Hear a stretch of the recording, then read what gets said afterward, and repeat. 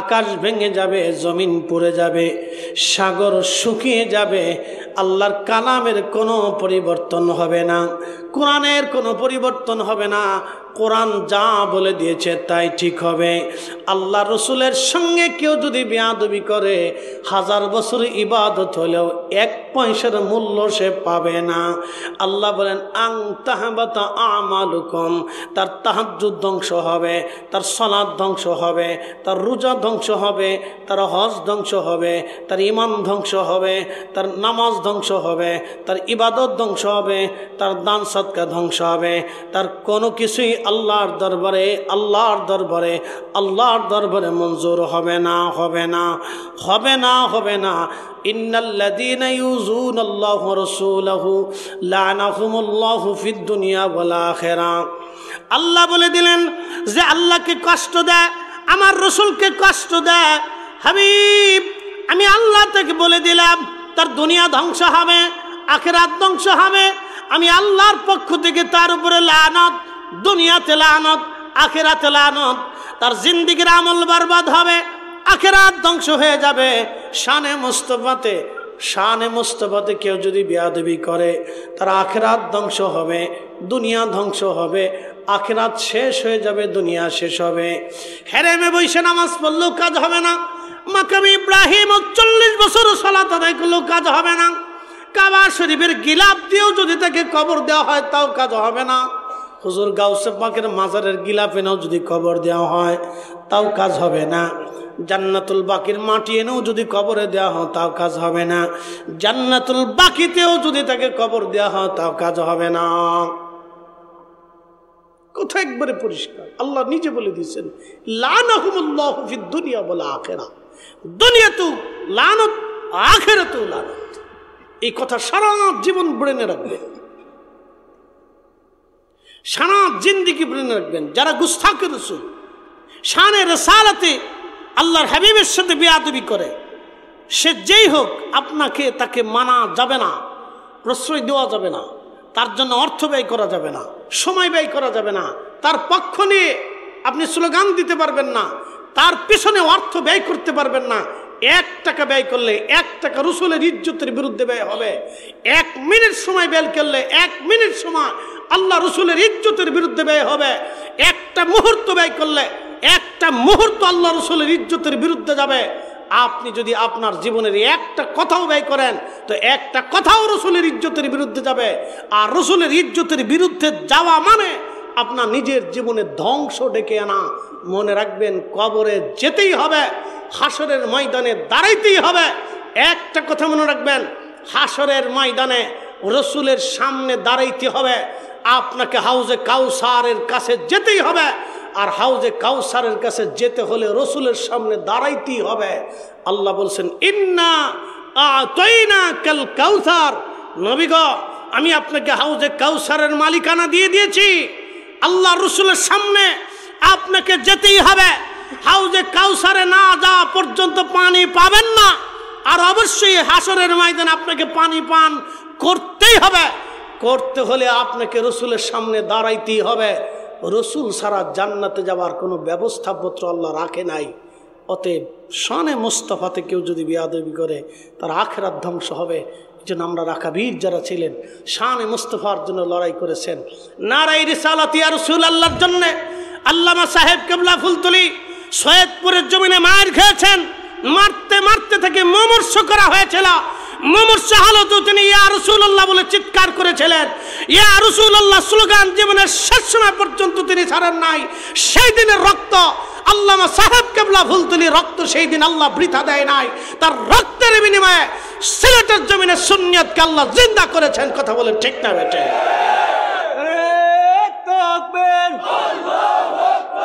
বাঁচাও ইমান, বাঁচাও দেশ।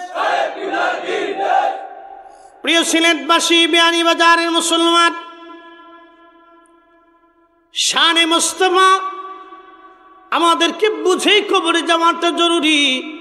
এই জন্য সাহাবীরা এ ব্যাপারে অত্যন্ত সতর্ক ছিলেন। প্রত্যেকজন সাহাবী এতটাই সতর্ক, নবীজি যদি কোনো বিষয়ে প্রশ্ন করতেন সাহাবীরা বলতেন আল্লাহু ওয়া রাসূলুহু আলাম, আল্লাহ জানে, নবী জানে, আল্লাহ জানে, নবী জানে। কোন সাহাবী একটা বারের জন্য বলে না আল্লাহু আলাম, আল্লাহ ভালো জানে। তাওহীদ এবং রিসালাতটাকে সাহাবায়ে কেরামে একসাথে রাখতেন। সাহাবীরা জানতেন রসুল কোন বিষয়ে প্রশ্ন করেছেন এটা আল্লাহর পরেই যিনি জানবেন তিনি আমাদের নবী। খুব জটিল মাসালা। প্রিয় নবীজি প্রশ্ন করলেন, সাহাবীরা সূর্য কোথায় যে ডুবে যায় তোমরা কি জানো? সাহাবীরা বলেন আল্লাহ রাসূল আলাম। আয়েশা তুমি কি জানো কবরে কি হবে?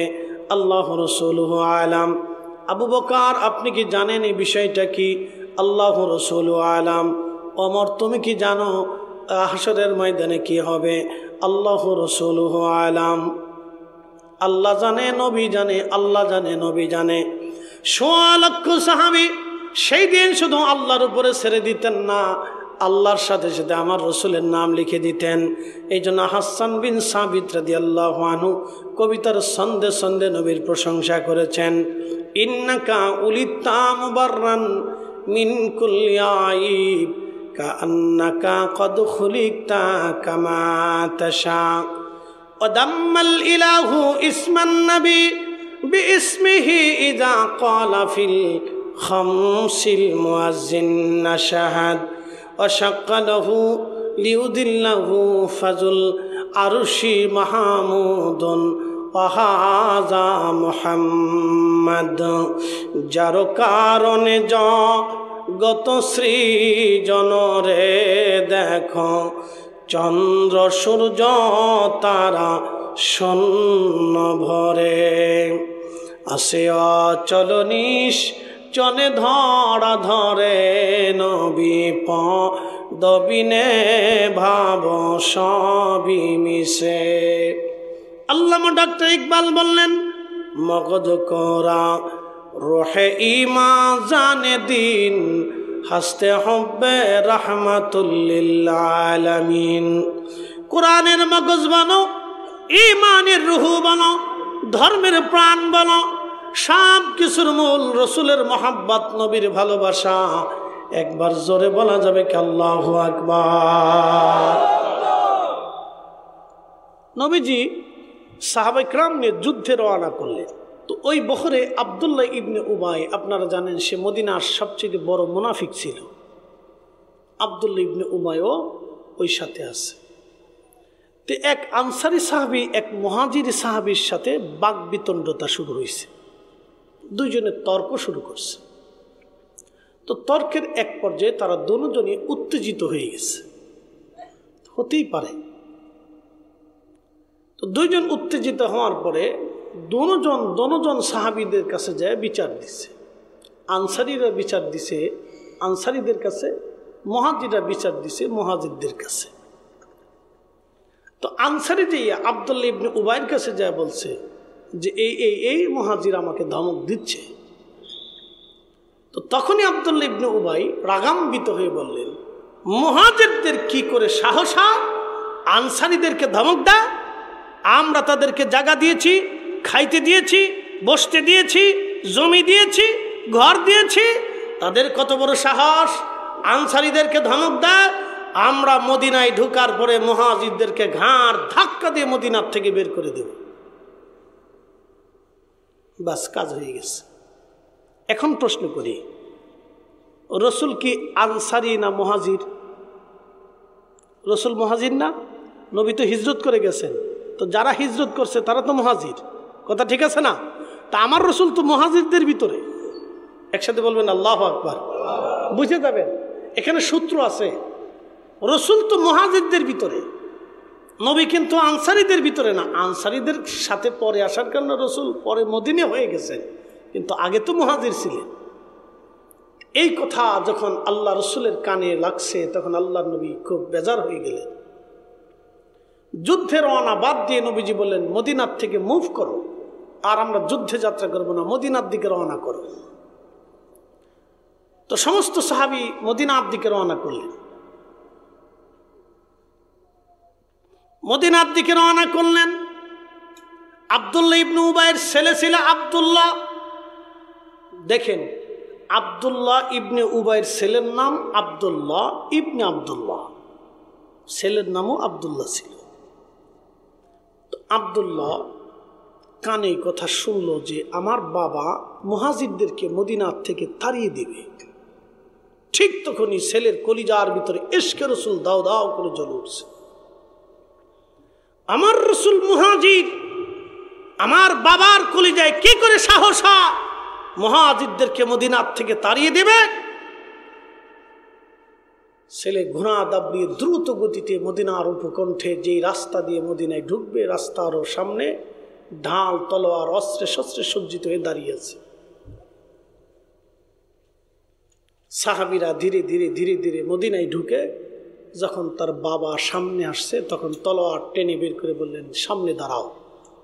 এ পিতা, আমি তোমার সন্তান আব্দুল্লাহ বলতেছি, আল্লাহর কসম করে বলি, যদি মদিনাতে ঢুকার চেষ্টা করো আমি সন্তান তোমার দেহ থেকে মাথা আলাদা করে ফেলে দেব। একসাথে বলবেন আল্লাহু আকবার। এই পিতা, বাবার পরিচয় হবে না, সন্তানের পরিচয় দেব না।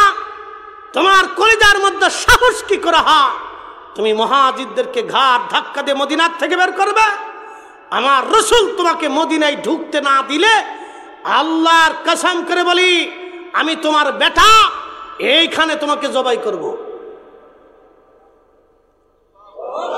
না না, জোরে বলেন, জোরে জোরে জোরে। এরা সাহাবী, জোরে বলেন কি? একসাথে বলেন তারা কি? ইশকে রসুলে তাজিমে রসুলের বেলায় তারা কত শক্ত ছিল সাহাবী।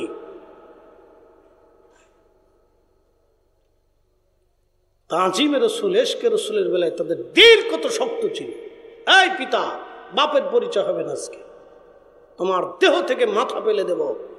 যদি রাসূল করিম তোমাকে মদিনায় ঢুকতে না দেয় আমি এইখানে তোমাকে জবাই করব। আর নবীজি ঢোকার অনুমতি না দেওয়া পর্যন্ত তুমি এইখানে দাঁড়িয়ে থাকবে।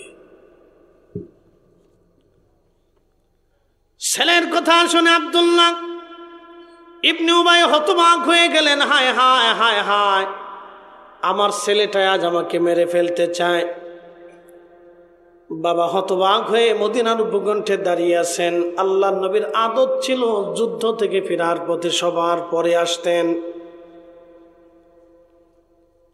সাহাবীদের ভিড় পড়ে গেল। কোন কোন সাহাবী মদিনার দিকে ঢুকতে শুরু করলেন। হাজার হাজার সাহাবী মদিনায় চলে গেলেন। নবীজি সবার পিছনে এসে দেখলেন ছেলে বাবারে দাঁড়া করায় রাখছে। খোলা তলোয়ার নিয়ে বাবা ছেলে দুইজনের সামনে দাঁড়ানো। নবী বললেন, আব্দুল্লাহ কি হয়েছে? বলে, ইয়া রাসূলুল্লাহ, আমার বাবার কত বড় সাহস হয় আপনাদেরকে মদিনার থেকে বের করে দিবে।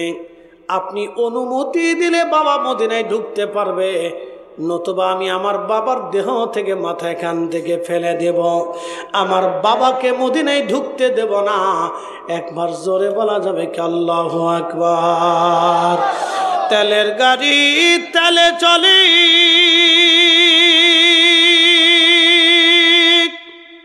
হাওয়ার গাড়ি হাওয়ায় উড়ে, বিনা তেলে চালাই গাড়ি নবী সুলাইমান। আমরা সেই মুসলমান। কথা কন ঠিক কিনা? আমরা সেই মুসলিম, আমরা সেই মুসলিম, আমরা সেই মুসলমান। হযরত আব্দুল্লাহ বলতেছে, হুজুর অনুমতি যদি দেন বাবা ঢুকবে, নতুবা আমার বাবাকে আমি এখানে হত্যা করব। আল্লাহর নবী ডাক দিয়ে বলেন, আব্দুল্লাহ রে, আমি যদি তোমার বাবাকে হত্যা করার হুকুম দেই তাহলে মানুষ বলবে মুহাম্মদ সাল্লাল্লাহু আলাইহি সাল্লাম তার সাথীদেরকে হত্যা করে। তোমার বাবাকে ছেড়ে দাও, তোমার বাবাকে চলে যেতে বলো। আহা, আব্দুল্লাহর বাবা আব্দুল্লাহ ইবনে উবাই চলে গেল। সূরা মুনাফিকের আয়াত আল্লাহ নাজিল করে দিলেন। সূরা মুনাফিক নাজিল হয়ে গেল। প্রিয় উপস্থিতি, আব্দুল্লাহ ডাক দিয়ে বলেন, ইয়া রাসূলুল্লাহ, আমার মন বলে হয়তো আল্লাহ আমার বাবাকে হত্যা করার নির্দেশ আসমান থেকে আসতে পারে। হুজুর, আমার আব্বাজানকে হত্যা করার নির্দেশ যদি আল্লাহর পক্ষ থেকে আসে, ইয়া রাসূলুল্লাহ অন্য কাউকে দিয়ে আমার বাবাকে হত্যা করাবেন না, আমি নিজে হাতে আমার বাবার গর্দান নেব, আমি নিজে হাতে আমার বাবাকে মৃত্যুদণ্ড দিব। বলে কারণ কি আব্দুল্লাহ? বলে হুজুর অন্য কেউ যদি আমার বাবাকে হত্যা করে নবীজি, ওই লোকের প্রতি আমার অন্তরে কুধারণা আসতে পারে, আমার অন্তরে রাগ আসতে পারে, অথবা ওই ব্যক্তির উপর আমার আক্রোশ থেকে যেতে পারে। ইয়া রাসূলুল্লাহ বাবার প্রতি ভালোবাসার কারণে ওই লোকের প্রতি আমার আক্রোশ আসতে পারে, আর এতে আমার আখিরাত নষ্ট হয়ে যাবে। নবী গো আমি চাই আমি নিজে হাতে আমার বাবাকে হত্যা করব। আমি নিজে যদি হত্যা করি তাহলে কারো প্রতি কোনো বিদ্বেষ থাকবে না। একবার জোরে বলা যাবে কি আল্লাহু আকবার। এরা আশিকে রসুল, আশিকে রসুল, আশিকে রসুল।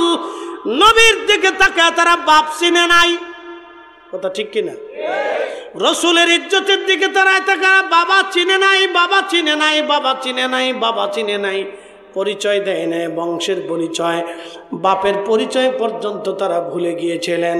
তারা মুসলমান, মুসলমান, মুসলমান, মুসলমান। আমি জানি প্রেমে পাগল সে তো মদিনা, প্রেমানলে পুড়ে মরি, প্রেমানলে পুড়ে মরি ওহে রব্বানা। আমি জানি প্রেমে পাগল সে তো মদিনা। আল্লাহ কোরআনে জানিয়ে দিলেন ওয়ালিল্লাহিল ইজ্জাতু ওয়া লিরাসূলিহি ওয়া লিল মুমিনিনা ওয়ালাকিন্নাল মুনাফিকিনা লা ইয়ালামুন। সচ্চে মুসলমান তারা নামে মুসলমান, ইমানদারের ইমান নিয়ে করছে যারা খেলা, এরাই তো আসলে এজিদেরই চেলা, ঠিক কিনা? দাড়ি টুপি পাগড়ি আছে দেখতে আল্লাহ মা, ভিতরে নাই নবী প্রেম ইয়াজিদে ভরা। সচ্চে মুসলমান তারা নামে মুসলমান। ওয়ালিল্লাহিল ইজ্জাতু ওয়া লিরাসূলিহি ওয়া লিল মুমিনিনা ওয়ালাকিন্নাল মুনাফিকিনা লা ইয়ালামুন।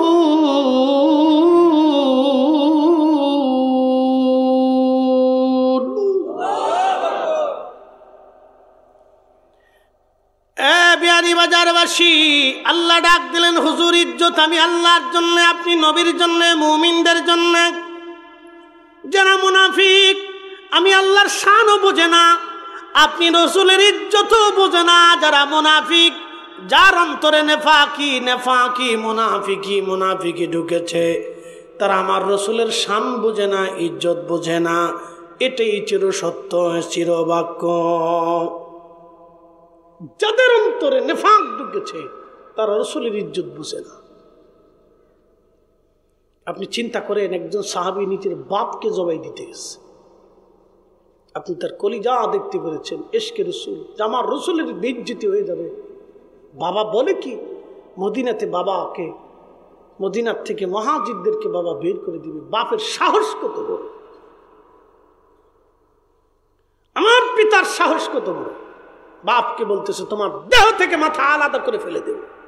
এই বাবা, সন্তানের পরিচয় আজকে হবে না, দাঁড়াও ওখানে, সামনে দাঁড়িয়ে থাকবে, নবী অনুমতি দিলে ঢুকতে পারবে, নতুবা তোমার দেহ থেকে মাথা বিচ্ছিন্ন করে ফেলবে। তখনই আল্লাহ সূরা মুনাফিকের আয়াতগুলি নাযিল করে তাফসীরের ভিতরে তার জীবনের ঘটনাগুলিকে লিপিবদ্ধ করে ইশকে রাসূলের পরিচয় দেওয়া হয়েছে। এটা সাহাবী। এই জন্য রসুল বলতেন আল্লাহ আল্লাহ আসহাবি, আল্লাহ আল্লাহ আসহাবি। আমার উম্মত আমার সাহাবীদের ব্যাপারে আল্লাহকে ভয় করবে, আমার সাহাবীদের ব্যাপারে আল্লাহকে ভয় করবে। লা তাত্তাখিযুহুম গারাদাম মিন বাদি, আমার পরে তোমরা আমার কোনো সাহাবী নিয়ে সমালোচনা করবে না, বাজে কথা বলবে না, তাদের ত্রুটি বিচ্যুতি খাতাগুলি বের করে তাদেরকে মন্দ বলবে না। একসাথে বলা যাবে আল্লাহু আকবার। তার সাহাবী। প্রিয় বিয়ানীবাজারের মুসলমান, খুব মনোযোগ দিয়ে কথাগুলি শুনে যাবে না। রসুলের একজন সাহাবী ছিলেন, তার নাম জুলাইবিব। ছোট্ট বেটে খাটে একজন সাহাবী, ছোট্ট একজন সাহাবী ছিলেন জুলাইবিব রাদিয়াল্লাহু আনহু। তিনি আমাদের দেশে দেখবেন কিছু বামন বেঠে মানুষ আছে, বামন, এদেরকে নিয়ে মানুষ মজা করে আনন্দ করে, আসেন এরকম বামন বেঠে। তো বেঠে মানুষ, একে তো জুলাইবিব ছিলেন বেঠে, 2 নম্বর তিনি ছিলেন নিগ্রো কালো, 3 নম্বর তিনি ছিলেন পিতৃ পরিচয়হীন, 4র্থ নম্বর তিনি ছিলেন দরিদ্র। পিতৃ পরিচয়হীন মানে বাবা মাহীন, মানে ছোট্ট গেলে তিনি হারিয়ে গিয়েছিলেন। কোথায় বাড়ি, কোথায় ঘর, কোথায় জমি, কোথায় এলাকা, কেউ জানতো না তার ঠিকানা। ঘুরতে ঘুরতে ঘুরতে ঘুরতে আল্লাহ রসুলের দরবারে এসে পড়লেন তিনি। সবাই বিতাড়িত করে দিতে পারে, আমার রসুল তো তারাই দিতে পারে না। আল্লাহর নবীর বাড়িতে জুলাইবিবকে নবী জায়গা দিয়ে দিলেন। মসজিদে নববীর আহলে সুফফাদের মধ্যে নবীজির সাহাবীরা থাকতেন, যাদের ঘর নাই, বাড়ি নাই, জমি নাই, জমা নাই, দেশ থেকে বিতাড়িত, অঞ্চল থেকে বিতাড়িত, বাবা মা থেকে বিতাড়িত, পরিবার থেকে যারা বিতাড়িত হয়েছিলেন তারা আমার রসুলের বাড়ি এসে থাকতেন, খাইতেন। আমার আসলে খাইতেন, না আসলে না খেয়ে থাকতেন। জুলাইবিব তাদের মধ্যে একজন সাহাবী ছিলেন। ধীরে ধীরে ধীরে ধীরে জুলাইবিব বড় হয়ে গেলেন, যৌবনে পদার্পণ করলেন জুলাইবিব। আল্লাহর নবী বললেন, জুলাইবিব তোমার তো বিয়ে দেওয়ার দরকার, একটা সংসার প্রয়োজন। জুলাইবিব বলেন, ইয়া রাসূলুল্লাহ, আমি 1 নম্বরে কানো, 2 নম্বরে বেঠে, 3 নম্বরে আমি বংশ পরিচয়হীন, 4র্থ নম্বর আমি দরিদ্র মানুষ, আমার কিচ্ছু নাই, কোথাও কোনো ঠিকানাও নাই। এই মদিনার কেউ আমার সাথে মেয়ের বিয়ে দিবে না। আল্লাহর নবী ডাক দিলেন, জুলাইবিব আমি তোমার বিবাহের ব্যবস্থা করতেছি।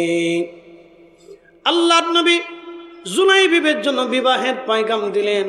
মদিনার একজন আনসারী সাহাবী ছিলেন ধনাঢ্য, তার গাড়িতে একজন পরমা সুন্দরী একটা মেয়ে ছিল। আল্লাহর নবী ওই আনসারীকে ডেকে বলেন, আনসারী তোমার মেয়েটাকে কি তুমি বিয়ে দেবা?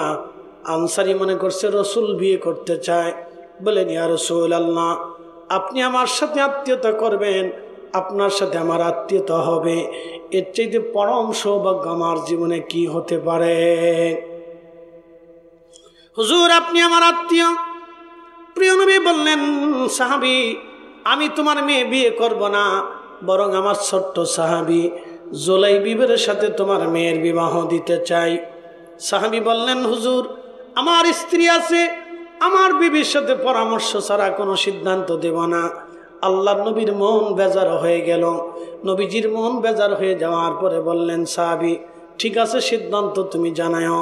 ওই সাহাবী বাড়ি চলে গেলেন, স্ত্রীকে ডাক দিয়ে বলেন, বিবিরে আমার, আল্লাহর নবী বলে দিয়েছেন তোমার মেয়ের ব্যাপারে নবী বিবাহের পয়গাম দিয়েছেন। মহিলা মনে করছে রসুল বুঝি আমার মেয়ে বিয়ে করতে চায়। তখনই ওই মহিলাকে স্বামী ডাক দিয়ে বললেন, বিবিরে আমার, রসুল বিয়ে করতে চায় না, বরং নবীর দরবারে যে গরিব জুলাইবিব সাহাবী আছে বামন, এই বেঠে সাহাবীর সঙ্গে নবী তোমার মেয়ের বিবাহ দিতে চায়। তখন মহিলা চিৎকার মেরে বলে উঠল, আল্লাহর কসম করে বলি, এমন একটা ছেলের সাথে আমি আমার মেয়েটাকে কখনোই বিবাহ দেব না। এই ছেলের সাথে আমি মেয়ে বিয়ে দেব না, এটা অসম্ভব। তো মেয়েটা ভিতরের রুম থেকে কথা শুনতেছিল, বাবা মা কি বলে। তো অভ্যন্তর থেকে মেয়েটা বাবা মার রুমে এসে বলেন, আব্বা এবং মা কি নিয়ে আলোচনা করতেছে? বলছে, বেটি কন্যা আমার কলিজার টুকরা, রসুল তোমাকে বিয়ে দিতে চায় একটা ছেলের সাথে জুলাইবিব। মারে সে অত্যন্ত বামন বেঠে, সবাই তো তাকে চিনে, মদিনার কেউ অচেনা নাই। একটা বামন বেঠে মদিনার মানুষ তাকে নিয়ে হাসি তামাশা করে। কন্যা আমার মেয়েটা, মেয়ে আমার ছেলেটা অত্যন্ত দরিদ্র, বংশ পরিচয়হীন, কোথায় তার ঠিকানা বাড়িঘর কেউ বলতে পারে না, সে দরিদ্র মানুষ। আমরা সম্ভ্রান্ত পরিবারের লোক, তোমার মতো একটা সুন্দরী মেয়েকে এমন একটা ছেলের সঙ্গে বিবাহ আমি দিতে পারি না। মেয়েটা ধমক দিয়ে বলল, মা, আব্বাজান, কলেজার ভিতরে আপনাদের সাহস কি করা হয়? রসুল আমার বিবাহের ব্যাপারে ছেলে পছন্দ করেছে, এর চাইতে পরম সৌভাগ্য আমার জীবনে কি হয়? রসুল আমার জন্য স্বামী পছন্দ করেছে। ও মা, ও আব্বা, আপনি তাড়াতাড়ি যান, রসুলের পয়গমকে ফেরত দিবেন না। আপনি যায় বলেন আমি জুলাইবিবকে পছন্দ করলাম। রসুল পছন্দ করার কারণে একবার জোরে বলা যাবে কি আল্লাহু আকবার। ইশকে রসুল। আপনি কল্পনা করতে পারবেন যে একটা মেয়ে তার জীবনের সুখ, ভালোবাসা, ইচ্ছা সব কিছুকে বিসর্জন দিয়ে দিল রসুলের কথায়। ছোট কোনো কাজ না। আরো জোরে বলেন আল্লাহু আকবার। আচ্ছা বলেন তো, একটা ছেলে বংশ পরিচয়হীন, কোথায় তার বাড়ি, কোথায় তার ঘর, কোথায় তার ঠিকানা কেউ জানে না, এরপর হত দরিদ্র, নিগ্র, কালো, বামন বেটে, এরকম একটা ছেলের সাথে আপনাদের বিয়েনি বাজারে কোনো ধনাঢ্য পরিবারের কোনো লোক তার মেয়েকে বিবাহ দেবে? জীবনেও দেবে না, কখনোই হবে না।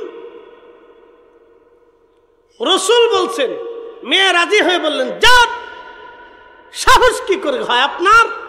নবী আমার জন্য স্বামী পছন্দ করেছে, এর চাইতে আমার জীবনের আর কি হতে পারে যে রসুল পছন্দ করেছে? আরো জোরে বলেন আল্লাহু আকবার। এরা সাহাবী,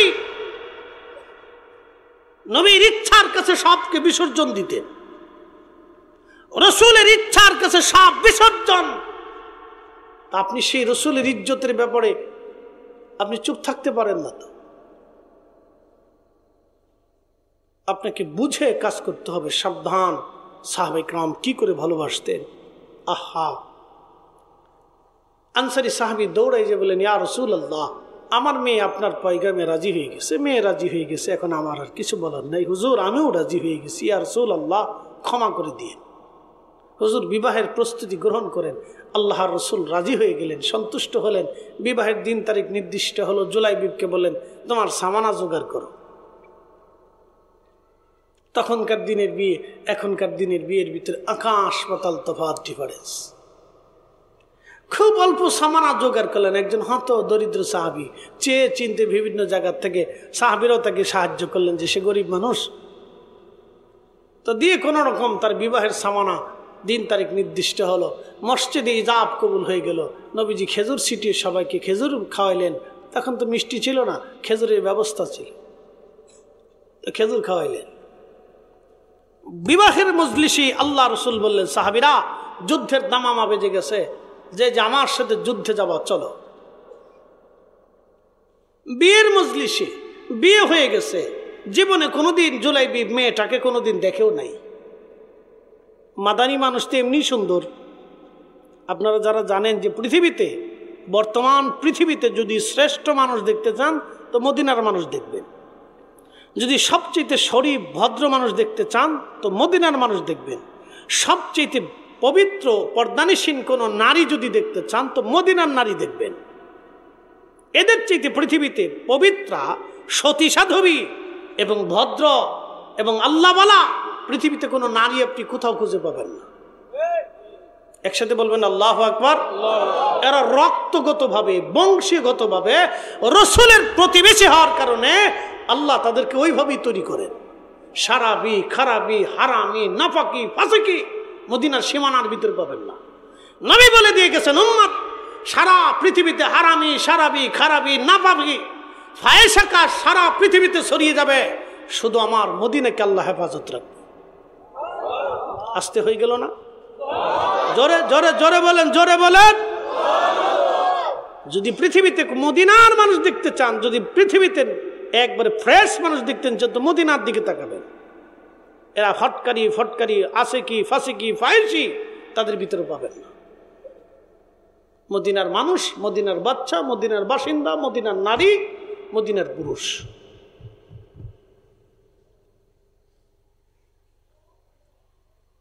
তো নবীজির বিয়ের মজলিসে বললেন যুদ্ধের জন্য কে কে যাবে, চলো। জুলাইবিব রাদিয়াল্লাহু আনহু চিন্তা করলেন রসুলের জন্য বিয়ে হলো, সংসারের রসুলের জন্য শ্বশুর বাড়ি যে লাভ কি? আল্লাহ রসুল যুদ্ধে থাকবে আর আমি শ্বশুর বাড়ি থাকবো, তা কি হয়? ওই অবস্থায় যুদ্ধের দিকে রওনা করলেন। সুবহানাল্লাহ বলবেন আরো জোরে।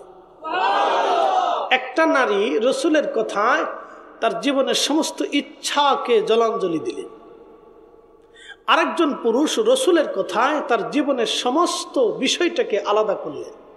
বুঝতে পারতেছেন যে একজন যুবকের জীবনের একটা সুন্দরতম মুহূর্ত তার বৈবাহিক জীবন, তার এই সময় সে একটা সংসার করবে, তার একটা জীবন গড়বে, তার একজন স্ত্রী গ্রহণ করে তার একটা নতুন সংসারের দিক রচনা করবে। ঠিক তখনই সে স্ত্রীকে দেখা তো দূরের কথা, জামা তো দূরের কথা, দেখার স্বল্প কল্পনা থেকে নিজেকে দূরীভূত করে আল্লাহ রসুলের সাথে জিহাদে রওনা করে দিলেন। সাহাবী, একসাথে বলেন তারা কি? জোরে বলেন তারা কি? সাহাবী। এভাবে তারা ইশকে রসুল দিয়ে, তাজিমে রসুল দিয়ে তাদের জীবনের সব কিছুকে উজাড় করে দিছে। প্রিয় উপস্থিতি, হযরত জুলাইবিব যুদ্ধের ময়দানে দিকে রওনা হয়ে গেলেন। ইমাম ইবনে কাসির তাফসীর ইবনে কাসিরের মধ্যে লেখেন প্রচন্ড যুদ্ধ হলো, যুদ্ধে বহু সাহাবী শহীদ হয়ে গেলেন, হযরত জুলাইবিব শহীদ হয়ে গেলেন। আল্লাহর নবী বললেন সাহাবীরা, তোমরা সমস্ত লাশগুলি যুদ্ধের ময়দান থেকে নিয়ে এসে তোমরা কাতার করে রাখো। সাহাবীরা রে, আমি সবাইকে আজকে দাফন কাফন করে কবরে চলে যাব মদিনায়।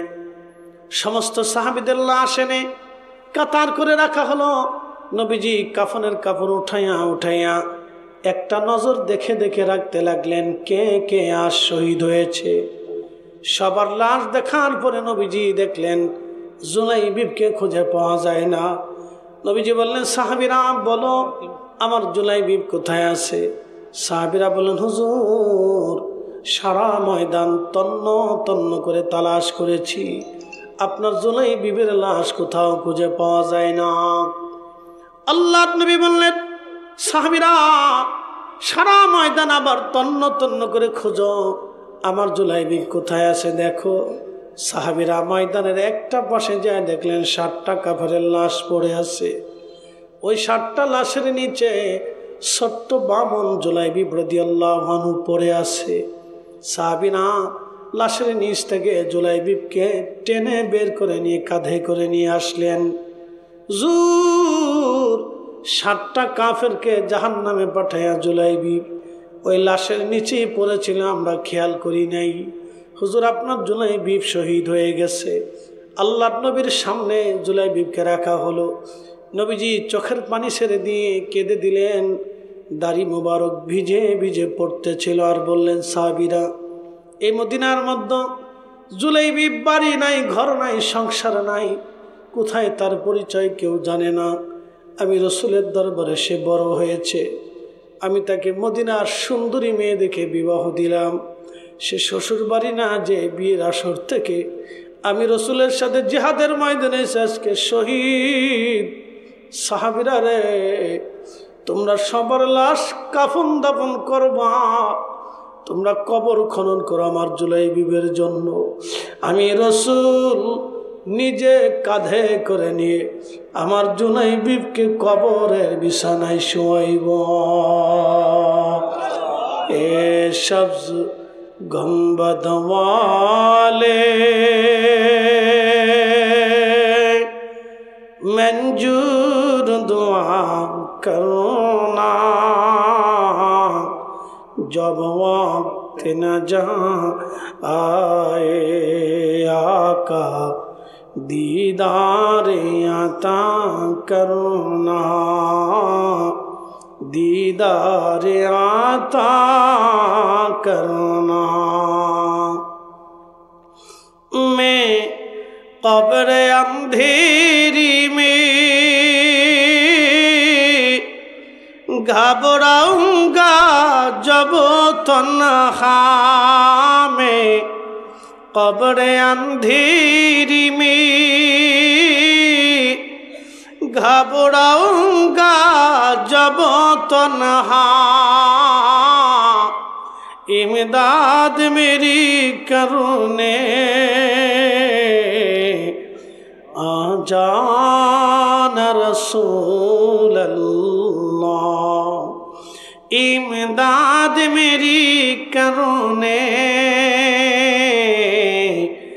आ जाना रसूल अल्लाह रोशन मेरी तुरबत को लिल्लाह जरा करना जब वक्त न आए आका दीदार आता करना दीदार आता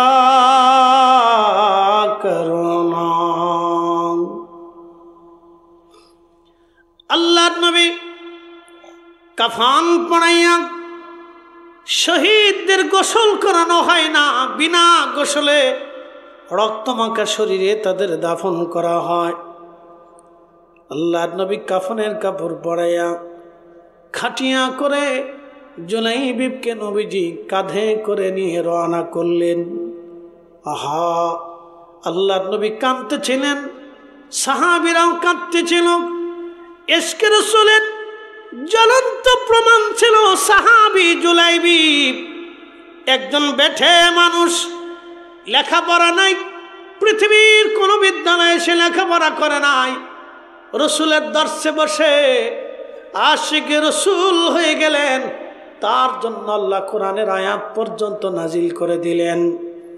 আল্লাহ নবী নিজে কাঁধে করে জুলাইবিবকে নিতে নিতে কবরে নবীজি নিজে হাতে তাকে কবরে নামাইলেন। কবর দিয়ে নবীজি চলে আসলেন।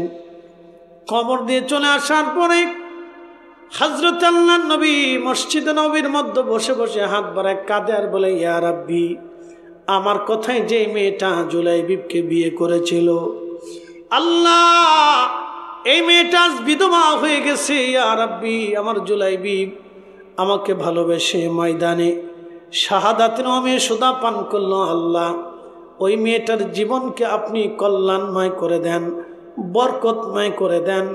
আল্লাহ তার জীবনকে কষ্টময় করবেন না, তার দুনিয়া আখিরাতকে কল্যাণময় করে দেন, দুনিয়া আখিরাতকে বরকতময় করে দেন। রসুলের দোয়া কবুল হয়ে গেল। সারা মদিনার থেকে হাজার হাজার পরিবার থেকে বিবাহের পয়গাম আসে, ইয়া রাসূলুল্লাহ, আপনি যেই মেয়ের বরকতের জন্য দোয়া করেছেন ওই মেয়েটা আমাদের সংসারে দিয়ে দেন। ধনী ধনী পরিবার থেকে বিবাহের পয়গাম আসে, হুজুর আপনি ওই মেয়েটাকে আমাদের পুত্রবধূ বানিয়ে দেন। এইভাবে আল্লাহর রসুলের দরবারে ওই মেয়েটার ব্যাপারে হাজার হাজার পয়গাম আসলো। সারা মদিনাতে মেয়েটা সম্মানিত হয়ে গেল।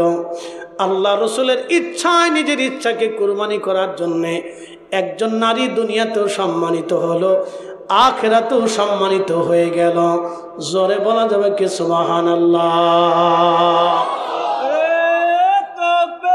আল্লাহু আকবার। নারে রিসালাত, ইয়া রাসূলুল্লাহ, আশিকে রাসূলুল্লাহ জিন্দাবাদ। রব্বুল আলামিন প্যারা হাবিবের মেরাজের জন্য আসমানে আল্লাহ আলাদা একটা দরজা বরাদ্দ করে রাখলেন। পৃথিবীতে আর কারোর জন্যই দরজা বরাদ্দ না। জিবরাইল আমিন একটা দরজা দিয়ে বারবার ওহী নিয়ে আসতেন। আল্লাহ বলেন, ওয়াস-সামাই যাতিল বুরুজি ওয়াল ইয়াউমিল মাউউদ। ওয়াস-সামাই যাতিল বুরুজ, বুরুজ বিশিষ্ট আকাশের কসম করি। বন্ধু, এই আয়াতের তাফসীর করতে যা মুফাসসিরিনে কেরাম দুই ভাগে বিভক্ত হয়েছে।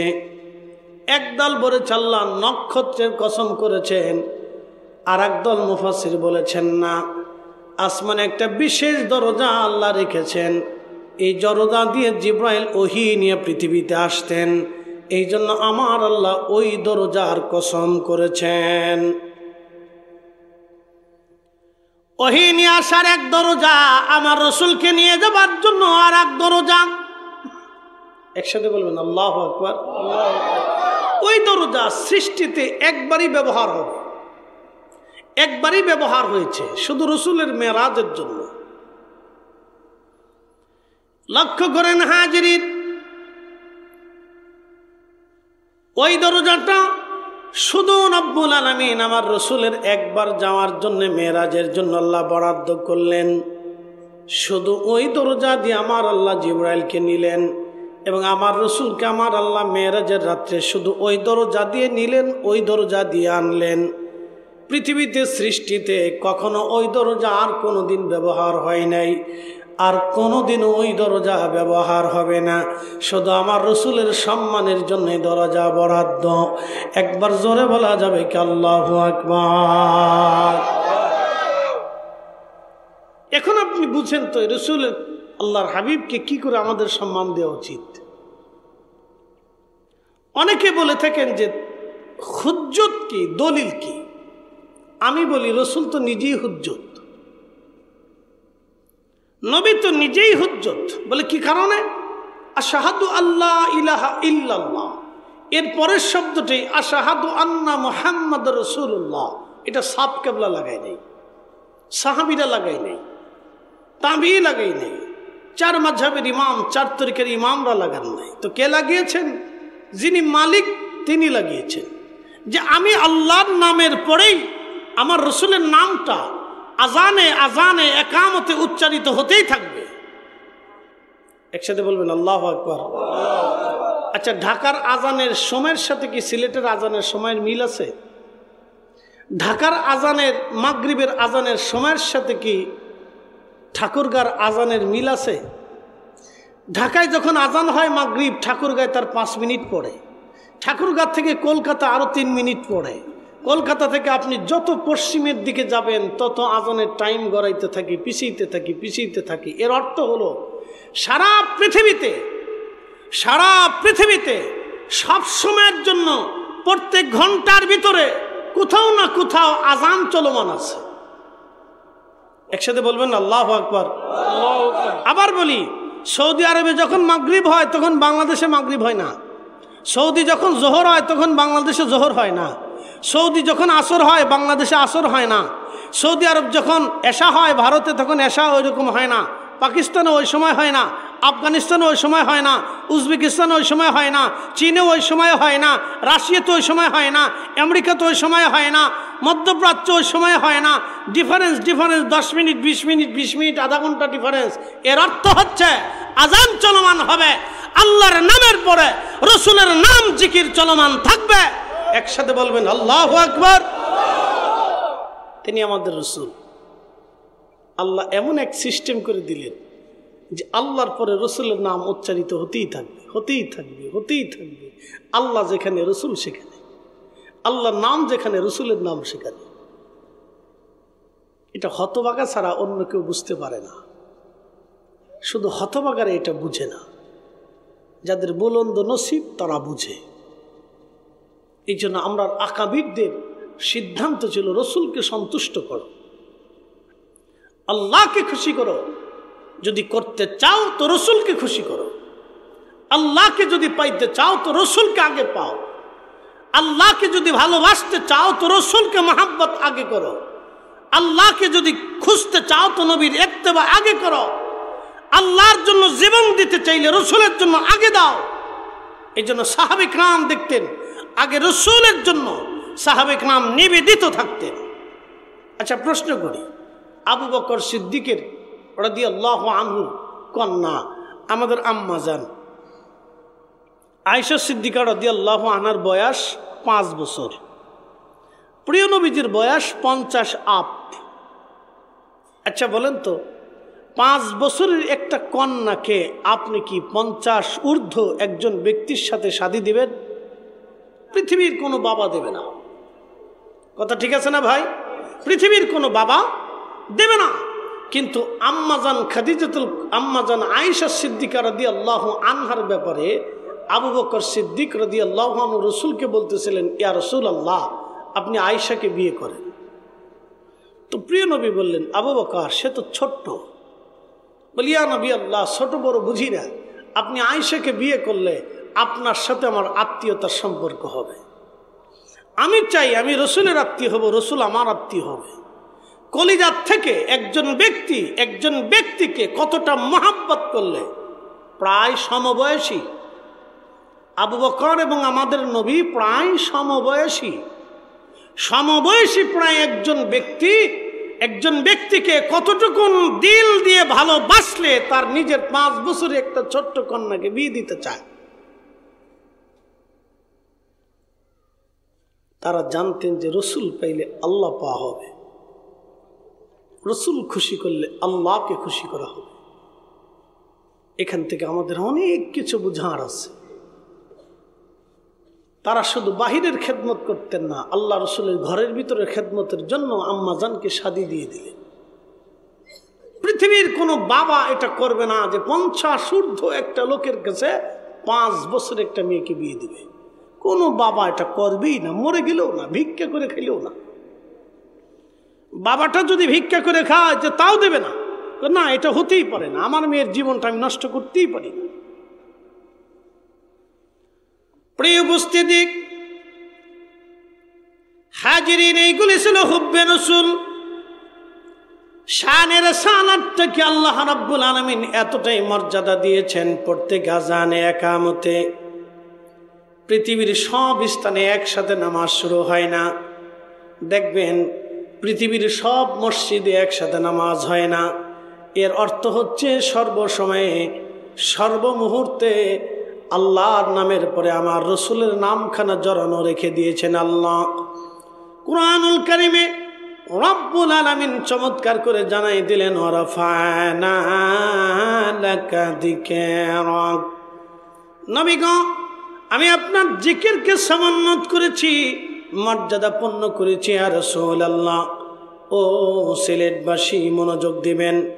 বিয়ানীবাজারের মুসলমান, রব্বুল আলামিন আয়াত নাজিল করার পরে তাফসীর আবু হাতিমের মধ্যে আসছে, তাফসীরে তাবারির মধ্যে আসছে, জিবরাইল এসে গেলেন। ইয়া রাসূলুল্লাহ, আয়াতের মর্ম অর্থ কি আপনি জানেন? আল্লাহর নবী জবাব দিলেন, আল্লাহু আলাম, আমার রব আমার আল্লাহ ভালো জানে। ঠিক তখনই জিবরাইল ডেকে বললেন, হুজুর, রব্বুল আলামিন আল্লাহ কোরআনের আয়াত নিজে নাজিল করেছেন, তাফসীর আমার আল্লাহ পাক জানিয়ে দিয়েছেন, ইজা যুকিরতু যুকিরতা মাই, আমি আল্লাহর জিকির যেখানে হবে আপনি নবীর জিকিরও সেইখানেই হবে। একবার জোরে বলা যাবে কি আল্লাহু আকবার? এজন্য নারে তাকবীর যেখানে হবে, নারে রিসালাত সেখানেই হবে। কথা বলেন ঠিক না বেঠে? নারে তাকবীর যেখানে, নারে রিসালাত সেখানে, আল্লাহর জিকির যেখানে হবে, নবীর দুরূদ সেইখানেই হবে। কথা বলেন। অথচ আমাদের দেশে একদল দেখবেন দুরূদ পড়তে তাদের অনেক বড় অনীহা, কোন রকম দুরূদ ইব্রাহিম একবার পড়িয়া শেষ করে দেয়। তারপরে মনে হয় যে খুব কষ্ট করে দুরূদ ইব্রাহিমটা পড়তেছে, যে খুব কষ্ট হচ্ছে ওনার। আমি এরকম মাহফিলে দেখছি যে দুরূদও পড়ে না, দুরূদ ইব্রাহিমও পড়ে না। আমি এরকম বক্তাও দেখছি। সি সি সি সি সি, লজ্জা করা উচিত। এদের শরম লজ্জা কুত্তার লজ্জার চাইতে বেশি লজ্জাশীল হয়ে গেছে এরা। এদের লজ্জা করা উচিত। যে রসুলের জন্য দিন পেয়েছি, ইমান পেয়েছি, মসজিদ পেয়েছি, কালেমা পেয়েছি, আখিরাতে নাজাত হব, তার দুরূদে যদি মাহফিলে পড়তে বক্তার লজ্জা হয়, এই সমস্ত বক্তাদেরকে মাহফিল থেকে বয়কট করা উচিত। কথা বলে ঠিক না বেঠিক? এই মাহফিল কি, এই মজলিস কি আমরা দিয়েছি না রসুলের কারণে হচ্ছে? আল্লাহ কি নিজে নিজে পরিচয় দিয়েছেন না রসুলের মাধ্যম দিয়ে দিয়েছেন? রসুলের মাধ্যম দিয়ে পরিচয় আল্লাহ দিয়েছেন। আল্লাহর পরিচয় কে জানতো?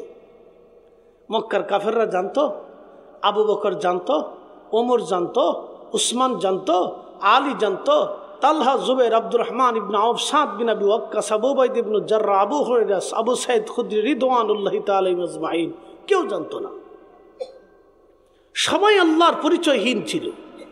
নবী আসলেন, আল্লাহর পরিচয় তুলে ধরলেন। সাহাবে কারাম বললেন কি করে হয়? রাসূল করিমের মুজিজা দেখলেন, আল্লাহর নবীর চরিত্র দেখলেন। রসুল দেখে তারা বুঝতে পারলেন, হ্যাঁ উনি জীবনে মিথ্যা বলে নাই, কখনো মিথ্যা বলতে পারে না। উনি ঠিক, উনার আল্লাহ ঠিক, ওনার রাব ঠিক, আখিরাত ঠিক, উনি যা বলেছে তাই ঠিক। তো ওনার দরুদ যদি জমিনে না হয়, মাহফিলে না হয়, তো হবে কোথায়? কি কথা ঠিক আছে না? ওনার দরুদ যদি মাহফিলে না হয় তো কোথায় হবে? আমি এরকম বক্তা দেখছি যে দরুদ শরীফ পড়ে না, এই খুতবা শেষ করার পরে একটু জিকির করে ওয়াজ শুরু করে দেয়।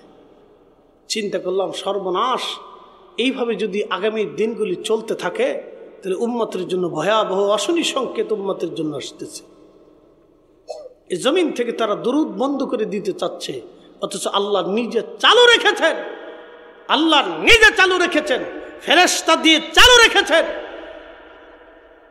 24 ঘন্টাতে আল্লাহর হাবিবের রওজা মুবারকে 1,24,40,000 ফেরেশতা নাজিল হয়ে রওজা শরীফ ঘিরে ধরে তার আল্লাহর হাবিবের দুরুদ সালাম, দুরুদ তাসলিম পড়তে থাকে।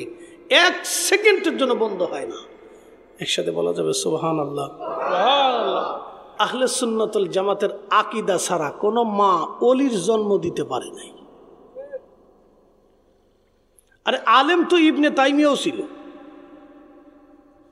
এলেমের অধিকারী ইবনে তাইমিয়া ছিল। একটা দুইটা না, 10 লক্ষ হাদিস জানতো। লিখতে লিখতে লিখতে লিখতে বেচারার মাথায় গন্ডগোল হলো। একটা পর্যায়ে সে বলেই ফেললো যে আল্লাহ রসুলের রওজা মোবারক জিয়ারত করার ইচ্ছা করা মুসলমানের জন্য হারাম। নাউযুবিল্লাহ। কি বুঝলেন আপনারা? হাত দিছে কোথায়? ইমানে। একসাথে বলেন কোথায় হাত দিছে? ইমানে হাত দিয়েছে। সে শুধু এইখানে হাত দেয়নি, সে আরো একটা জায়গায় হাত দিছে। বলতেছে আল্লাহর হাত আছে, আল্লাহর চোখ আছে, আল্লাহর পা আছে, আল্লাহর কান আছে, আল্লাহর মাথা আছে। কি বুঝলেন আপনারা? আল্লাহর কই লইয়ে গেছে গা? আল্লাহর লইছে কোথায় আপনি দেখছেন? সে রিসালাতে হাত দিয়েছে, তৌহিদ হাত দিছে। অথচ আজকে আমাদের দেশের এক ঘরানার মৌলবীরা তার খুব ভূয়সী প্রশংসা করে। ইবনে তাইমিয়া রহিমাহুল্লাহ রহিমাহুল্লাহ রহিমাহুল্লাহ জিকির করতে করতে জান শেষ হয়ে যায়। কি কথা কর না কেন? যতবার ইবনে তাইমিয়া রহিমাহুল্লাহ রহিমাহুল্লাহ করে ততবার ইমামুল আজম আবু হানিফার নামও নেয় না। অথচ বিশ্ববিখ্যাত ইমাম যদি তৈরি না হতো তাহলে ফিকহের স্বাদ মুসলমানদের জীবনে নসিব হতো না।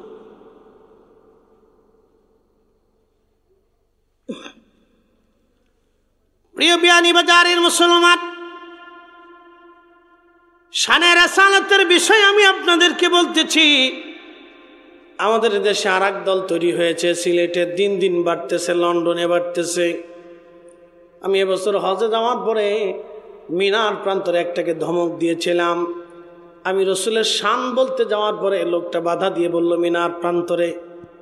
তখন আমি একটা ধমক দিয়ে বললাম, এবার মানে রসুল বের হয়ে যা, তো কি মিনা প্রান্তরে কি আসতে বলেছে বেটা বেয়াদব? এই মিনার প্রান্তরে পেয়েছি রসুলের জন্যে, আরাফা বুঝেছি রসুলের জন্যে, হজ বুঝেছি রসুলের জন্যে, আল্লাহকে সেজদা দেওয়াটা বুঝেছি রসুলের জন্যে। রসুলের শানই যদি জমিনে না থাকে তো থাকবেটা কি? ওই নবীর শানই যদি জমিনে ভুলণ্ডিত হয় তো মুসলমান বেঁচে থেকে লাভ কি? কথা কন না কেন? ওই নবীর ইজ্জত যদি জমিনে ভুলণ্ডিত হয় তাহলে মুসলমানের বেঁচে থেকে লাভ কি? ও বাজান, খুব মনোযোগ দিয়ে কথাগুলি শুনবেন। একজন লোক সারা বছরে নামাজ পড়ে না, সারা বছরেও সে রোজা রাখে না। আরেকজন লোক সারা বছরে নামাজ পড়ে, সারা বছর রোজা রাখে, কিন্তু লোকটার বিশ্বাস আল্লাহর নবীর পিতা মাতা জাহান্নামী কাফের। আপনি বলেন কোনটা ঠিক হবে?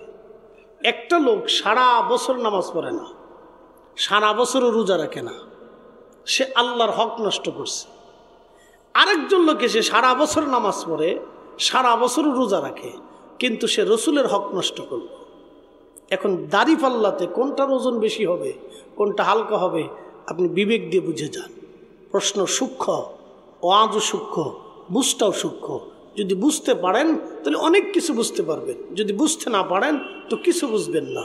এক কথা মনে রাখবেন, হালাল খাবার ব্যতীত ইবাদত কবুল হয় না, ওযু ব্যতীত নামাজ হয় না, ঈমান বিশুদ্ধ না হওয়া ব্যতীত মুসলমান জান্নাতে যাবে না। কি কথা কর না কেন? ঈমান বিশুদ্ধ না হওয়া পর্যন্ত মুসলমান জান্নাতে যাবে না।